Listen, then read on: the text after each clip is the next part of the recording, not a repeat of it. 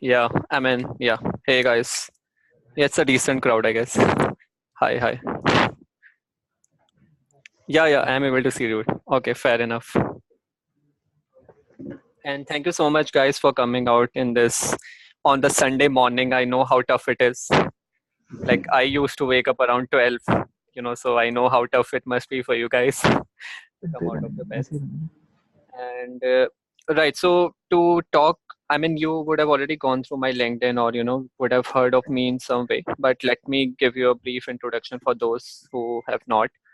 So I am Himanshu, and I belong to the 2015 M&C batch, not the 2019, which was a mistake, I guess.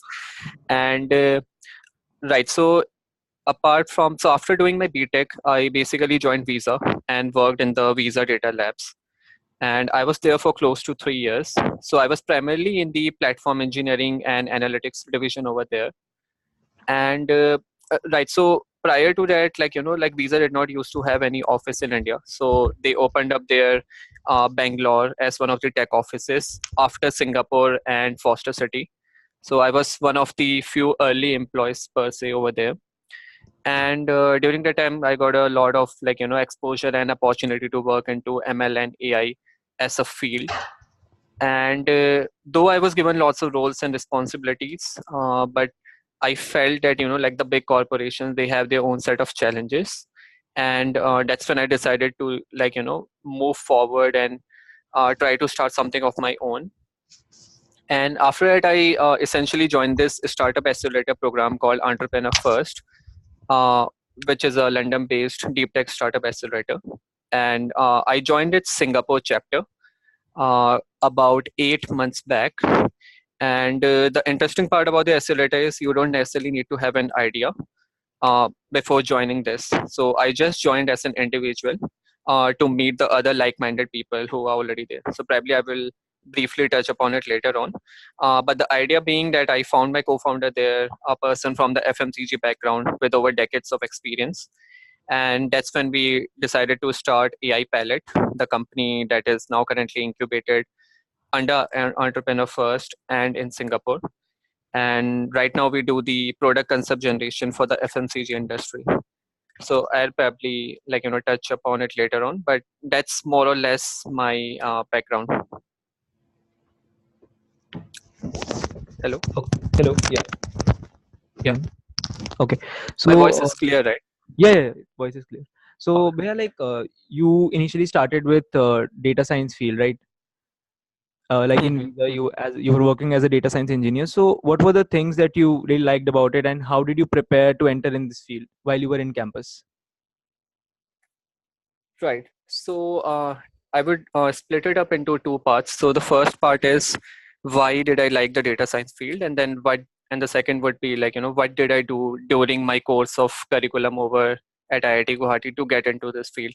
So I'll firstly answer the why part, why data science as a field. So the first thing is what attracts me towards data science is the way that you kind of get the insights out of the huge amount of data that is humanly not possible. And currently we live in such a unique point of time that 90% of the data which exists today has been created in past 2 years, and this data will keep on growing and growing in the years to come. And with the advent of technology that has happened, for example in India, you would have seen like people have moved directly to mobile first, rather than going through the broadband internet and all. And the same case is happening for the other Southeast Asian economies like Indonesia, Vietnam. All of them, there has been a drastic change in the way technology access has happened. And what that has translated into has been a huge amount of data, and it's really unstructured. And like data science and machine learning tools currently provide a way to make sense out of the data. So that is something which I really liked. And that was actually another one of the reasons why I took the branch of mathematics and computing. So let me take you back to 2011, when I was actually deciding between what branch to choose and at what IIT. So I had got like couple of branch at the IIT Delhi that I could have gone for, and there was this production at IIT Roorkee. And then there was the relatively new IIT Guwahati with its relatively new branch of mathematics and computing. And that time, I believe we had only like 2 or 3 batches who had passed out. So it was very new branch. But I actually went through the curriculum. I talked to few couple of people, couple of seniors, and I could see the potential of it, right? Because it brings together 3 different domains, which are actually the heart and these are the bread and butter of the core industry that is functioning currently.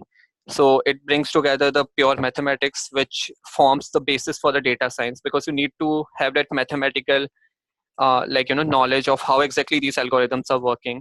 And then it provides you access to the computer science courses, so it gives you insight into how to code that, how to translate that mathematics into the code. And then finally the finance, it actually gave me an insight of how exactly the data science can be leveraged into the fintech space.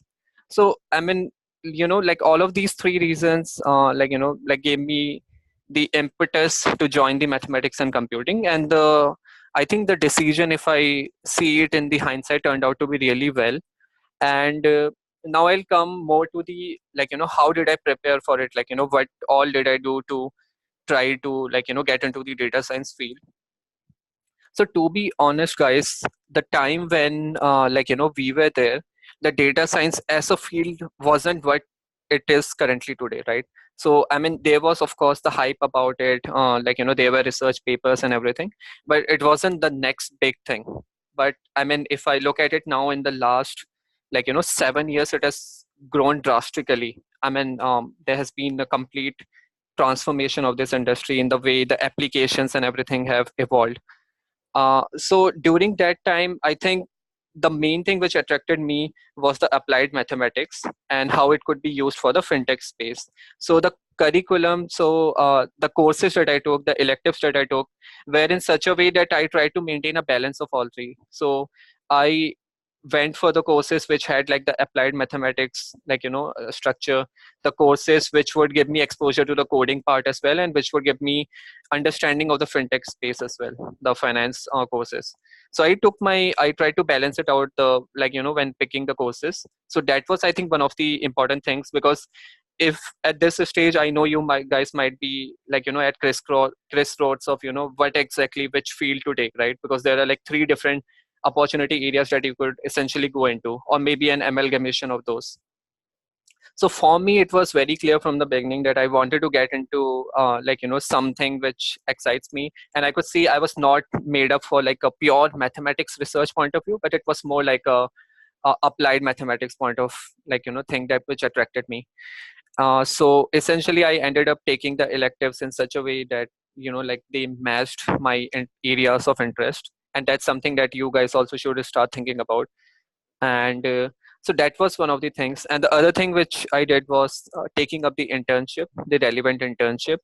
So the internship which I did was at IIM Calcutta, and again it turned out to be something which was a fusion of all 3. So to touch upon it briefly, it was to determine how exactly the information retrieval, in this particular case, how a news or any event which happens can affect the volatility of a stock.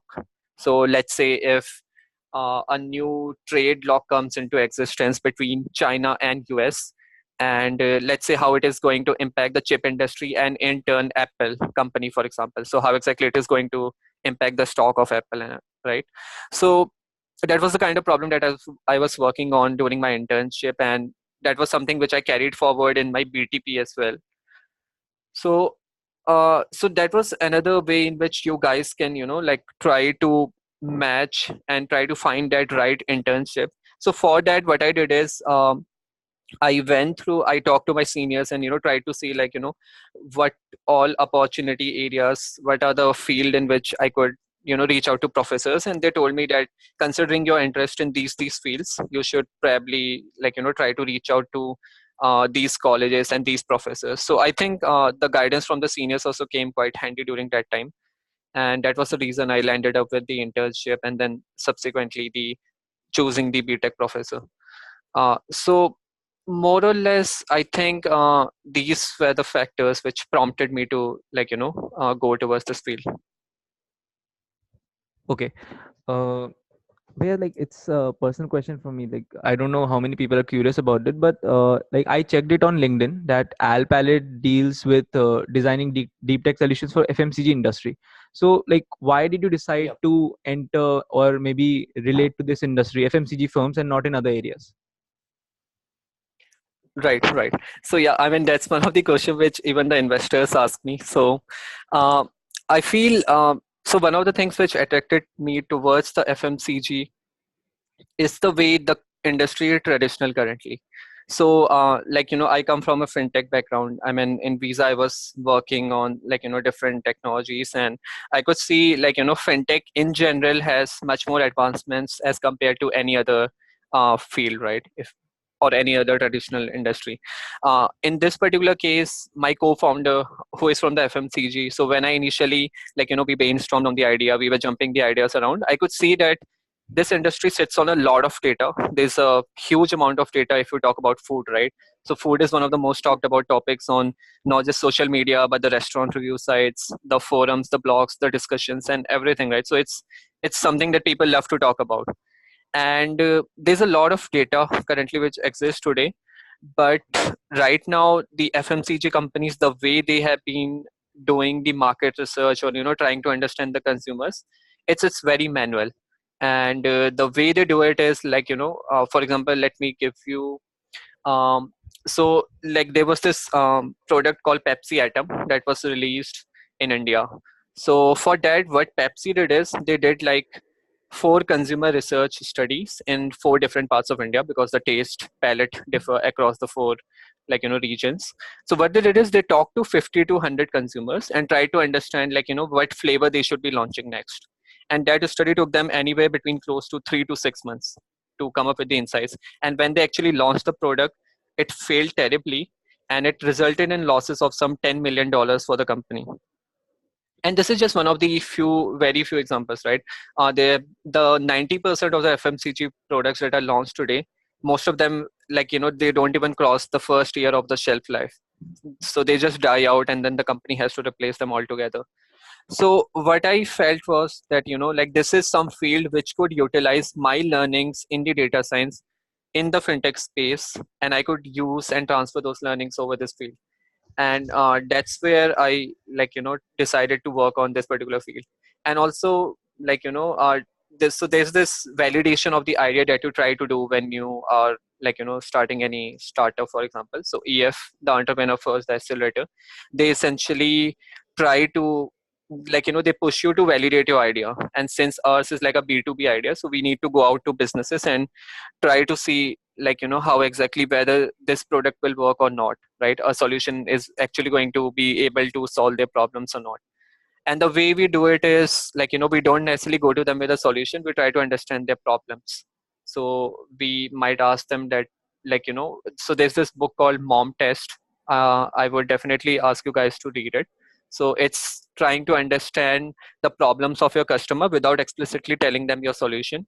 So we tried to do that, and the validation turned out to be really well. I could see that there was a huge need for this kind of solution for this industry, and that was the main impetus for me for working on AI Palette, for starting AI Palette.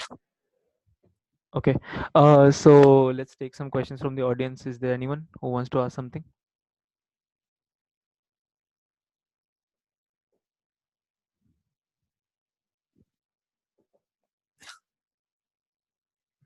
So I guess people are stuck right now.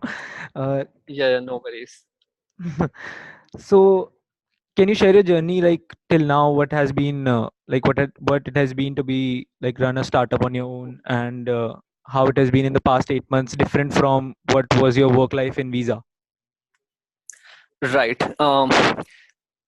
Right. So I believe the journey has been full of ups and downs like any other journey.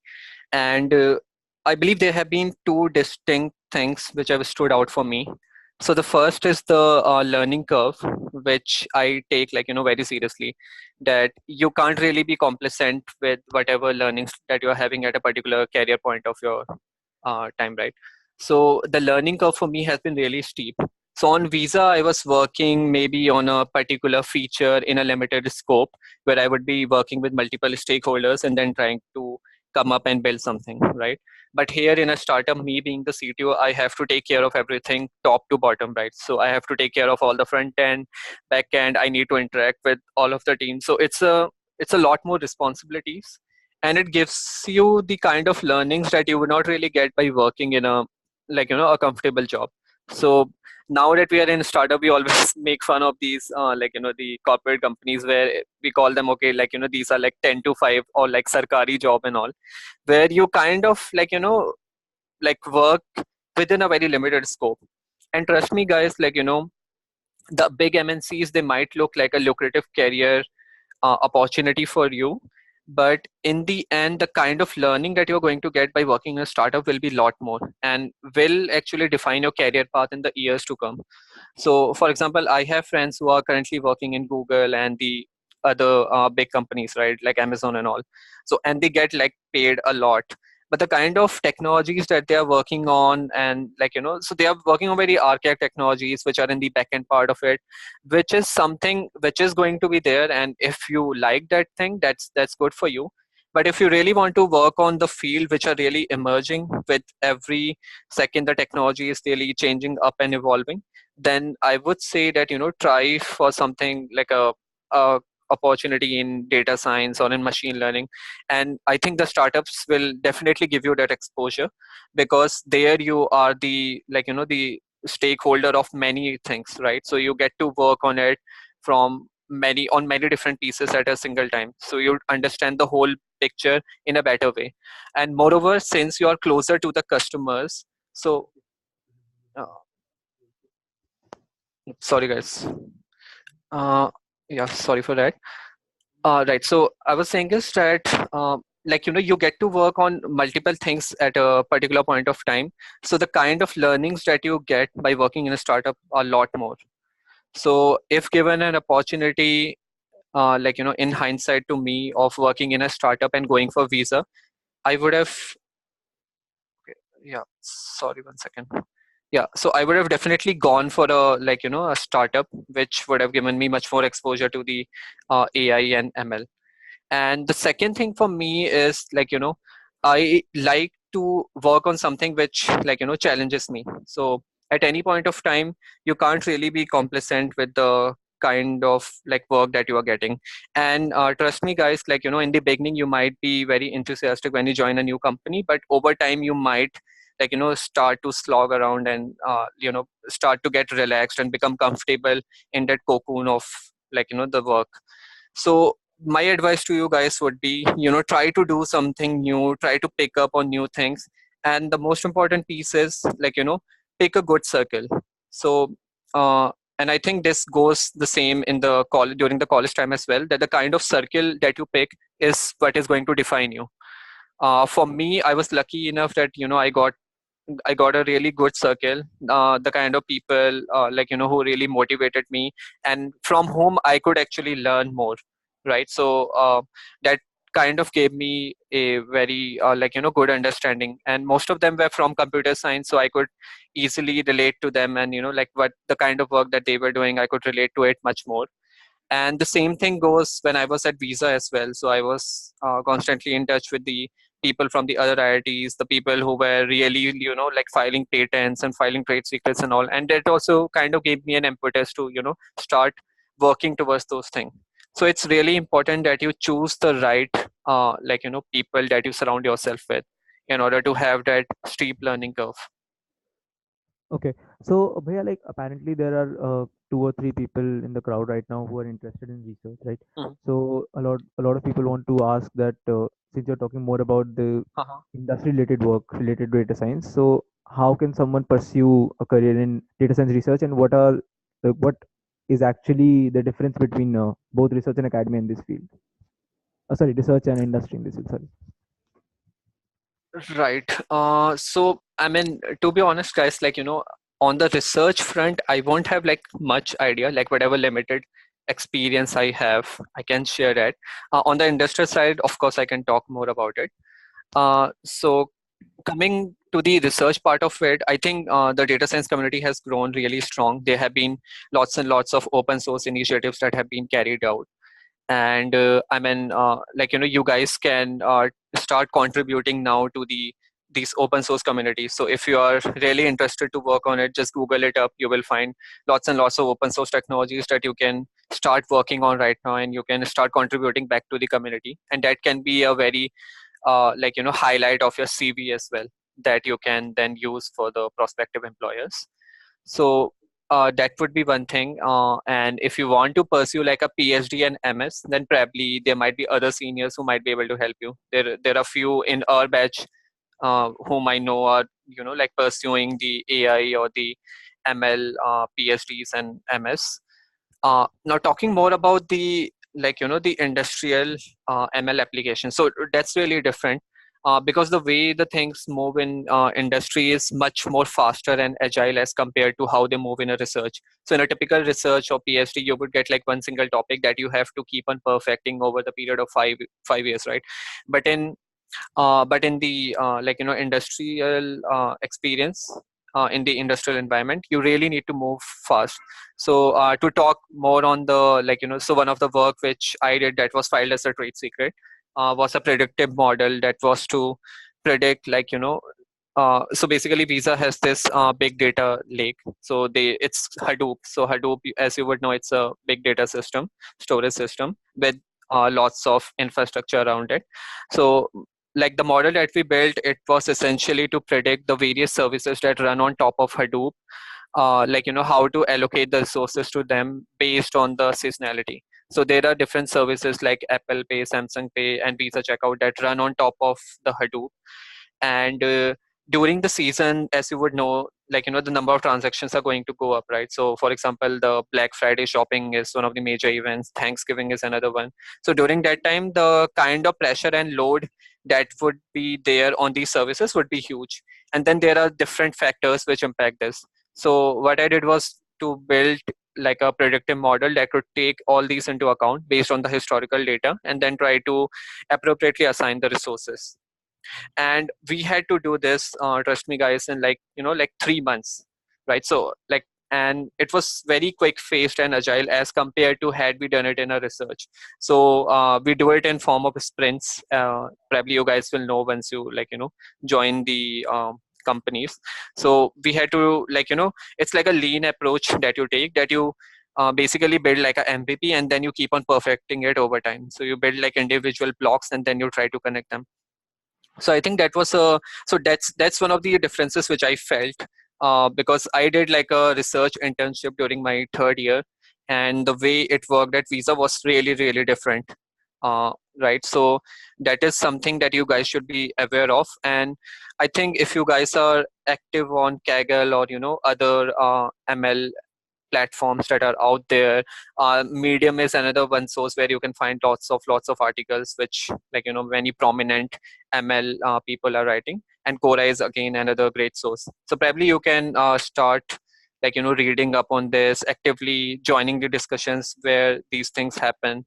And apart from it, the Coursera and the other MOOCs, so even these MOOCs have doubled and tripled in the last few years. So during my time, I remember there was only Coursera, but now there are so many copies, and there are so many better MOOC providers that have come up, like edX and others. So probably you can start. Udacity is again another good example. So you can start taking up those courses, because I know that in IITs, you don't really come across these courses, right? So you have to try to start learning on your own from right now. And this is such a evolving field that every other day you are seeing we are seeing like a new research paper coming in NLP coming, and now there's this GANs that is coming up all together in the image analytics. So it's a really evolving field, so you really need to be quick in terms of learning, so in order to be updated of this. And that is actually going to help you in the career perspectives as well, that you are well read in these technologies. So these kind of things then you can flaunt in your interviews if you have done any open source contribution, or if you have taken up these courses in the Coursera and other things. So I would say that working in big MNCs is a lot more agile as compared to the research. And then working in a startup is a whole new, taking agility to a whole new level, where you like just have a steep learning curve. So yeah, that's the way the the things differ. Okay, so we have one question from the audience. Bhaiya, can you hear? Can you hear the question? Yeah, I mean, I'm able to hear it in the distance, but yeah, go on. Okay. नहीं नहीं बोलो आप आइए.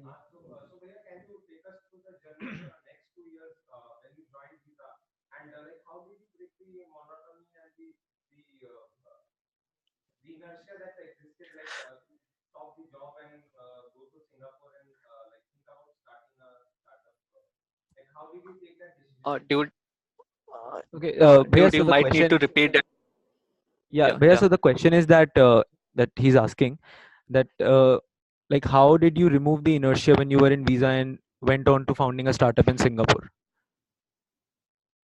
Right.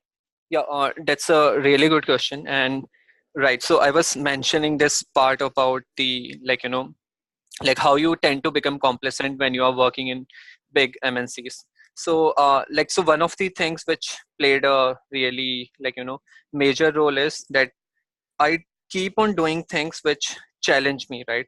So, like even at Visa, when I initially joined, like I was very active in the hackathons that were conducted internally. And because it's not just the 10 to 5 work that you are there to do, right? It's the other things which matter, which add a lot more value to what you are doing in the company. So I was actively involved in the different initiatives. So one was the hackathon, for example, then the trade secrets thing, right? So I was really in close touch with the the patent filing team and the other teams, and to be honest, I was in a really good circle, so that also acted as an advantage to me. That those people who were already aware of this processes, so I was able to inculcate and learn and take those learnings from them, and then try to apply using my own. And apart from it also I was involved in the other external things. So overall what I feel is apart from the work, the regular work that you do, you really need to be more aware about the different things that are happening, right? Because there are multiple things which happen in a company, and you need to pick the right thing which will be more useful for you in the years to come. So I made another thing which really works well for you in these startups is the network. So you really need to start talking out to more people, trying to understand what exactly is happening out in this space. So had I just worked on my own scope of limited things, I would not have learned this much. But I had a good circle using which I was able to understand how exactly the startups work, what are the different challenges that come up. And at the same time I was constantly improving myself. So I would take up any Coursera course. I would try to also, not just on a technical level but also on a personal level, I had joined this Toastmasters group, which is a public speaking club, and then I started one at Visa. And apart from it there were many other initiatives in which I was involved. So all these things keep you in touch with what exactly is happening around, and also help you in your personality development. And for the EF I actually got to know through one of the people who was there in the in my network. So that person had actually joined the London uh, chapter, and from him I got to know about this program, and I could see the potential of it, right? Because you didn't necessarily need to have an idea at the beginning. And I really found it interesting, and then I applied to it and I got through. So I think in order to remove the inertia, keep yourself motivated, and try to have a good circle, keep those conversations going, be aware of what exactly is happening in the company, because there are lots and lots of things outside of the regular work that you do that happen, and try to be active in all of them.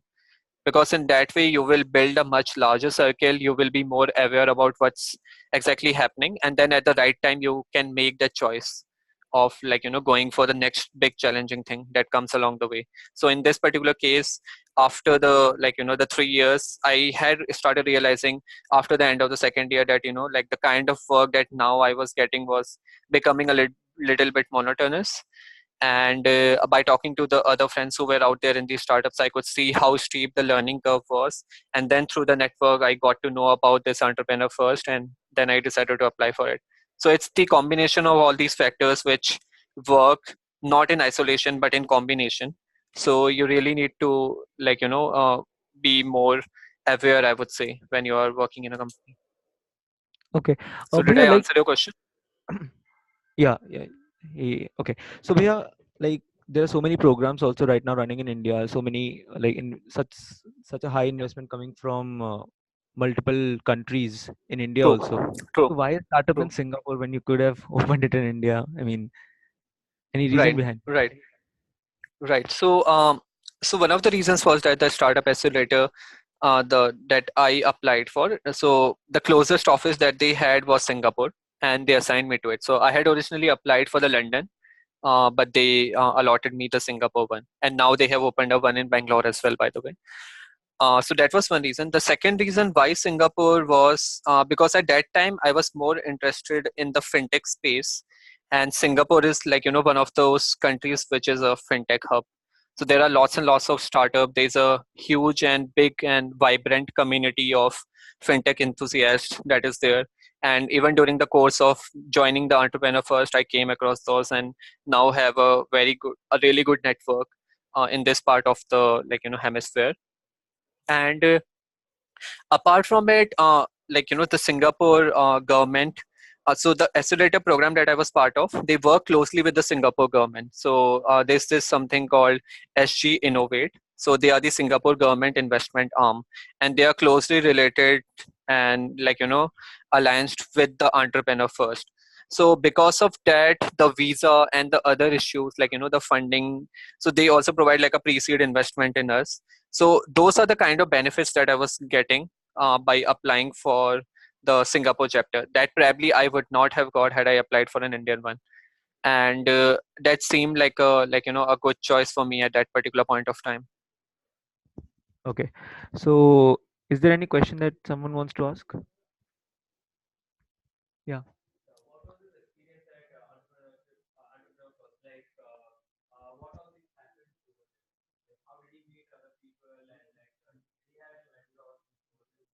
Bhaiya, can you hear the question? Did you hear the question? No, no, man, you will have to repeat it for me. Yeah, okay. Sorry. So he's asking that what was your experience while you were starting to work with Entrepreneur First, and how were the people there? And anything else? Right. Was there any mentors involved while you were, starting up? Right. Right.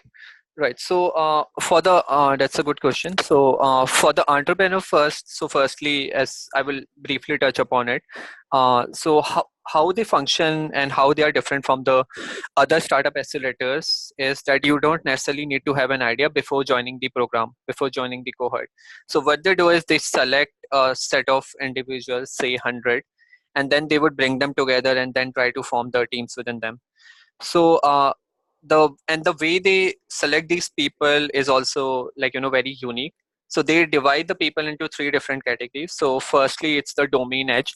So domain edge are the people who have been there in a particular domain for 10 plus years. So they really understand the domain really well. For example, someone from who has been working in the banking or the fintech space, or it could be someone like my co-founder who has worked in the FMCG. So they really understand the intricacies of any industry from in which they have worked for a long time. Then comes the technical edge people. So technical edge people are the people who are either pursuing a PhD or are really good in technical terms. So those are the people who have this research sort of mindset. And then finally comes the product edge, the people like me who are who are essentially like product managers in that sense, so that they can build a product and at the same time they can communicate well with the the technical people as well in order to get it done. So so I fall under the the product edge category. And in the product edge too, they try to look through different factors, like what different have you done when you were at a particular company, what kind of uh like what were the things that stood out when you were working in that, or were you like a regular employee over there. So those are the things that they would try to deep dive into it. And then they would also ask you why the entrepreneurship at this particular point of time.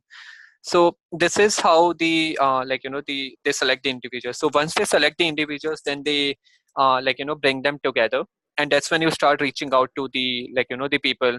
So they have this internal dashboard where you can see the profiles of the other people, their LinkedIn profiles, and which industry they come from.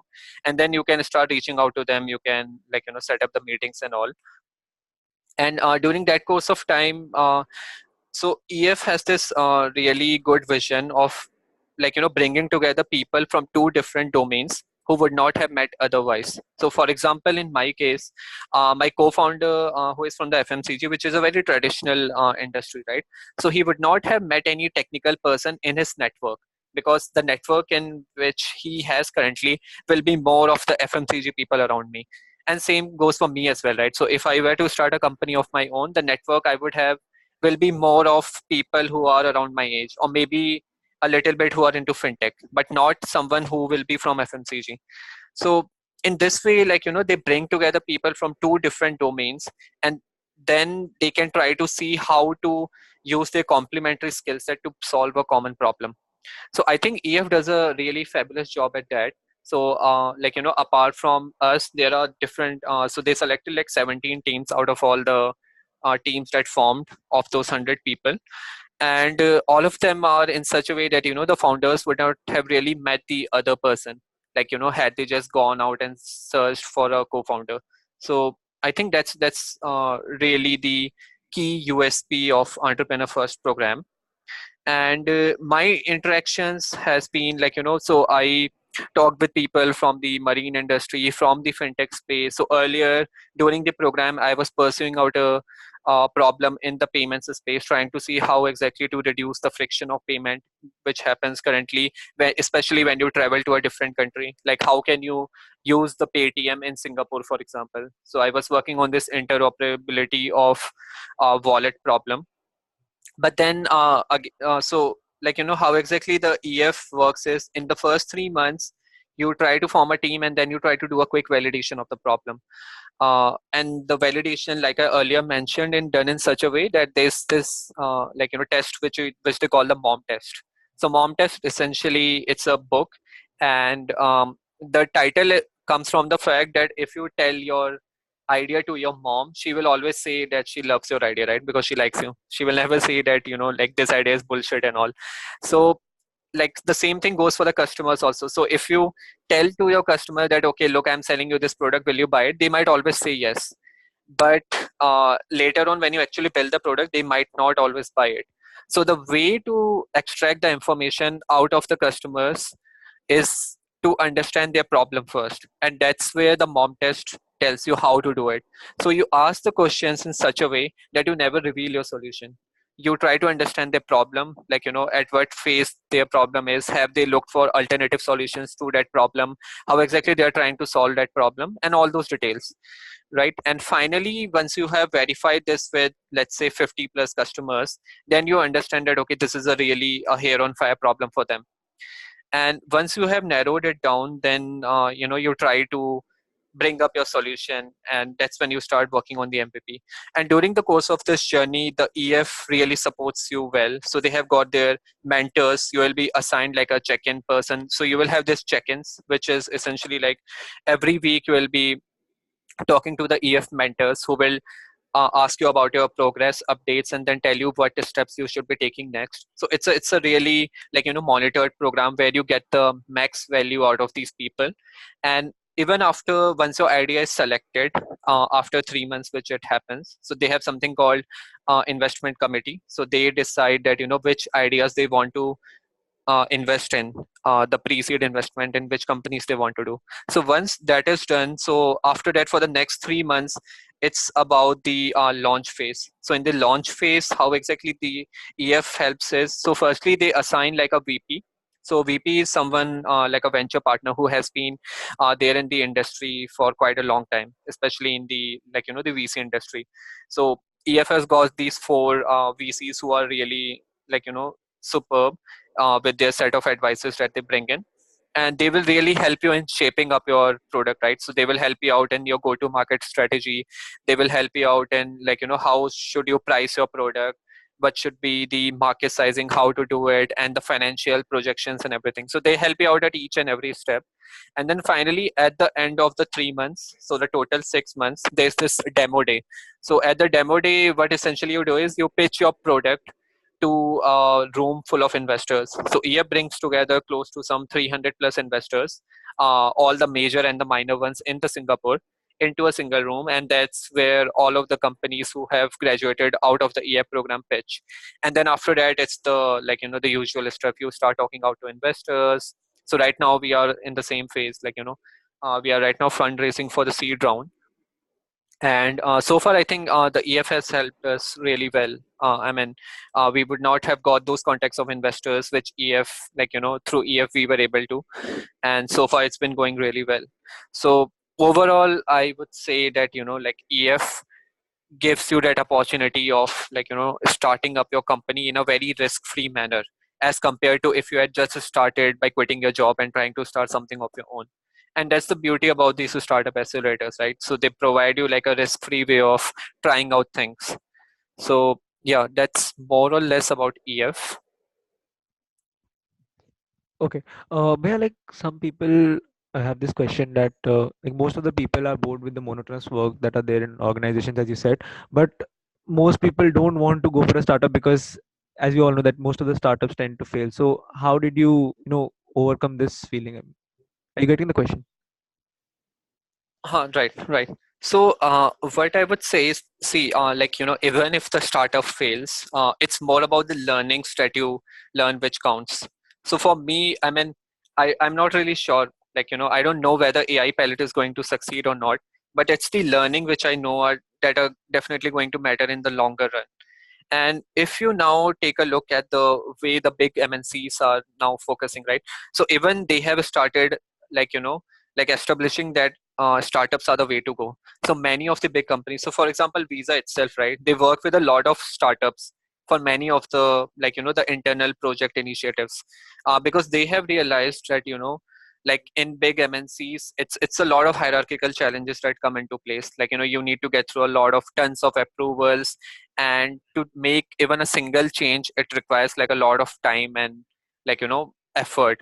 But in startups, it's the agility and, how exactly you can turn around in a quick span of time is what really matters, right? So even like in FMCG, the field that I am currently working in, like all the big companies, right? The Unilever, Coca-Cola, Pepsi, all of these companies have their own, the venture arms.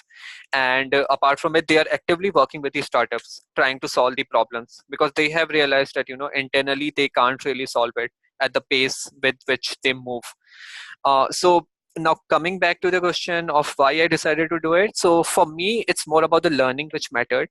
And I know it might seem like, like I am giving out funda and all, but trust me guys, like having seen the industry, how way things are working at Visa, and now how I'm able to work at a startup, I would definitely say, take those risky choices, take the road less traveled, because at the end of the day, probably you might earn more in the beginning, but later on it will be the the learnings that you have inculcated that are going to matter.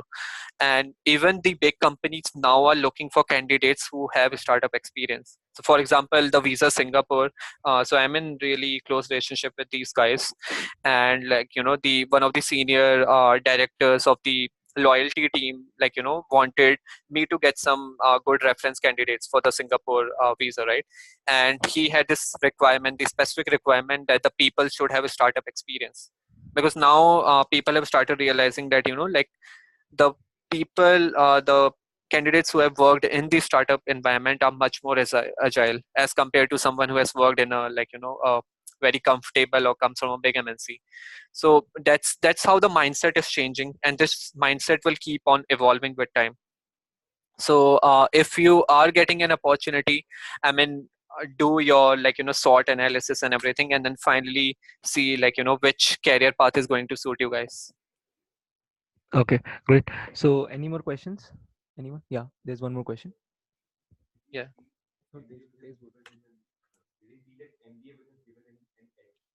Okay, there's one more question that did you feel ever that an MBA would have given you the edge in the industry, or maybe when you were starting up? Right. So the MBA, the way it works, right, in the Indian context, I would say, I really feel that, uh, it's not up to the mark. The Indian MBAs, what they do is, directly after college, you get to do the MBA in the IIMs and other colleges, right? But they don't really give you, you're not able to derive much value out of it because of the mere fact that you have not really worked in an industry. So without the industrial experience, I feel the MBA is not really going to give you any worthy learnings. So now, having worked in the industry for a long time, like even though 3 years is not really that long, I have realized that, like if I had gone for an MBA, the kind of learnings that I would have would be much better as compared to what I had when, when I was initially, like, just passed out of college and then applied for it. So I would say, if you're considering MBA as an option, probably do it after working in the industry for a couple of years. And trust me, you guys will, you will realize this as well. And take a look at any of the, like, the foreign MBAs, right? So even Harvard, Stanford, you can't really apply there after graduating from the college. So you have to apply there after having some minimum work ex. And that condition they have put in mandatory because they have realized, like, how important it is for you guys to get exposure to the corporate world. Because a person coming fresh out of college, trust me, he won't have much understanding of how the way things work in the corporate. So even if he goes for an MBA, that won't really serve him the, like, the purpose of that MBA.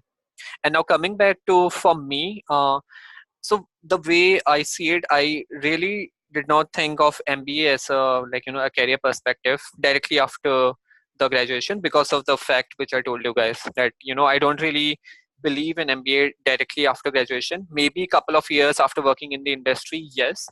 But like I told you, at the same time, like, I try to do the things which challenge me. MBA is more like a safe option, guys, to be honest.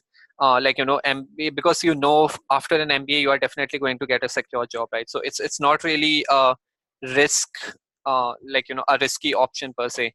And the kind of learning that you would get in MBA, of course, would be good. I mean, I won't really, like, disparage that you guys don't go for an MBA. But for me, the intention was clear that, like, the startups were the way to go. And for me, then I took the decision of startups. But yeah, maybe MBA in the later, you never know. But at that particular point of time, I realized that, startups were the better choice for me based on the factors that I had at hand. And yeah, so that was my thought process during that time. Okay, so yeah, there's one more question.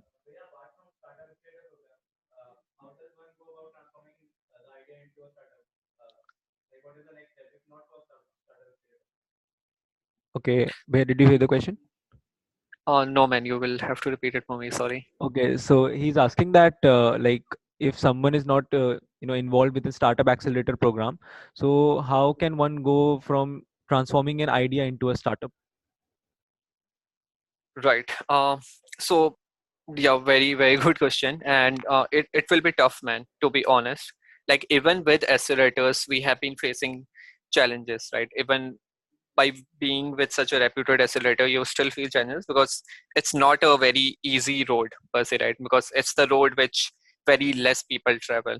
So if you are doing it without an accelerator, of course there will be challenges. But as long as you believe in the idea, I mean, you should be able to crack it, right? So then again, like, so like I told you about the validation point, right? So try to validate the problem before even building anything. Try to see whether it's a genuine problem for the people that you're solving it for. If it's a B2C problem, try asking as many people as you can that whether they see it as a problem or not, and without proposing a solution, of course.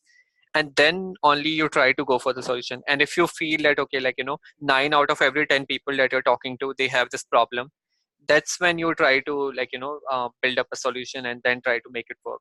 So that will be more on how do you arrive that, like, how do you even start up your idea. Now coming to the other, like, factors that you will be facing.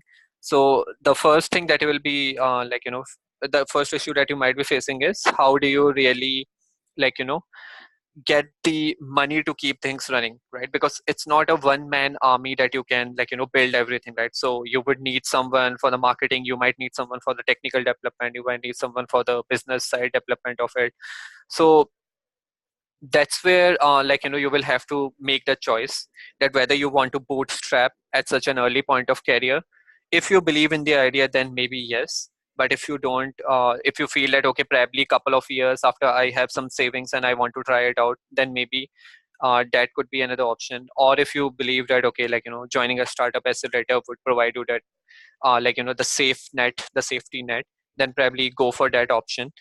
But yeah, so that will be another challenge that you might come across. The third would be the domain knowledge. So if you are building a solution which is quite generic, then it's fine, right? Because then you don't really need like a domain knowledge. But if it's something for which you require like some specific domain, so let's say if you want to build something like a drone, for example, or let's take any other industry. If you want to apply AI for a particular industry, then you need to know that industry's dynamics, right? And you also need to have the connections in the industry. So this goes more for the B2B side of it. But if you're building like a B2C business, then you don't need that much of domain knowledge. But in B2C, another challenge comes is how do you sell it? So then you need the selling capability, right? So you need to master those skills of how do you convince people of your solution? How do you target the right consumer segment? So it's no wonder that 9 out of every 10 startups they fail, right? Because it's not easy at all. It's not a easy road that one takes. But at the same time, the amount of learning that you will get out of that 1 year will be more than what you will get by sitting in a and working in a regular job in a span of 5 years. So it's all about those choices that you would need to make. So try to see how exactly your family situation is, how supportive are they of of wanting you to start a startup, and take all those factors into account, do like a SWOT analysis, and try to see whether this is a right or opportune time for you or not. And I have seen that startups in general, they are like the startup community in general is really helpful. So even if you delve into it without without a startup accelerator program, and if you try to speak and try to attend the conferences, try to build that network, you will get lots of help. So in general in Singapore, I have seen it's a really vibrant community. They help you out at every step. And it's not just accelerator, it's not just because we are part of accelerator, but in general also, startup community are really helpful. So if you decide to take that path, I think the network will again play a major factor. So those are the possible challenges that you might face. But then again, it's all about you at the end who has to make those choices. Okay. Any other question? Okay, fine. So let's wrap up the talk. And any memory that Okay. you want to share while you were back in campus? Because so far it's been a very formal talk, right? Right, Anything right. through which you want to wrap up this talk?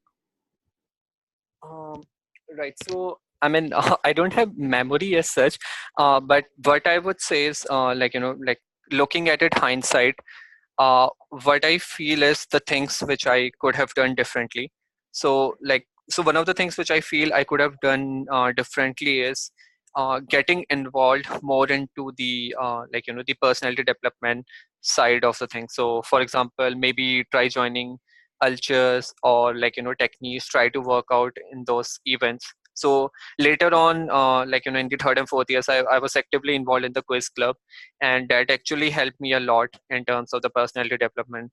Because trust me guys, you might be a really good coder, but at the end of the day, if you're not able to explain your code to your senior or to the leadership team, right, then it does not really matter. Because you need to have those right speaking and right way of communicating things, and those things will come as and when you start reaching out and talking to more and more people. And also this is going to help you in building your network. So when I actually graduated out from Guwahati, I realized that I had like a limited network. I mean, and probably I could have made it much more diverse. Because now when I am in a startup, I realize that I have been reaching out back to those guys, and I was not involved in the the entrepreneurship development cell and all those things. And now I realize that I have to reach out to them. So probably if I had expanded my network during that time, that would have helped me like a lot at current point. So try to build your network as large as possible, and try to work on the personality development right from your college days. Because that will eventually help you, and not just in the corporate but in the startup or any other, right? Even if you go for MBA career path or any other path, it will definitely help you guys. And we also saw in your LinkedIn profile that you were involved with Matrix as a treasurer. So any memories of Right, Matrix in particular? right, man. Metrics. Right. I mean, I don't have any distinctive memory as such. Uh, I mean, it was very minor role, right? I don't know, like, no offense to the current treasurer, but it's a very like simple role as such. I mean, I'm you the just have current to treasurer only. I'm the current treasurer only. Oh, oh shit. Oh shit, sorry. Right. So I mean, it's a very simple role, man, to be honest. Like you just need to maintain like an Excel sheet and all and like just take care of the expenses. I think so one of the not memories, but I remember like there was this time when we had like a organized like a freshers and then the things got escalated and finally I think there was some we had to I think like replace the president of the metrics. So I don't know like how's the scenario right now because that happened during our time like so we had this freshers I guess we were in second year and like so there was this I forgot the name of that room like on the top on the second floor I think there was first floor second floor. So we were having like a freshers and then like we were taking sort of like a PDP of the juniors the first batch that was there. And then I think like we were asking them regular questions only, okay, but then one of the professors I think saw us like what we were trying to do. I forgot the name. I think it was Shrikant and one more.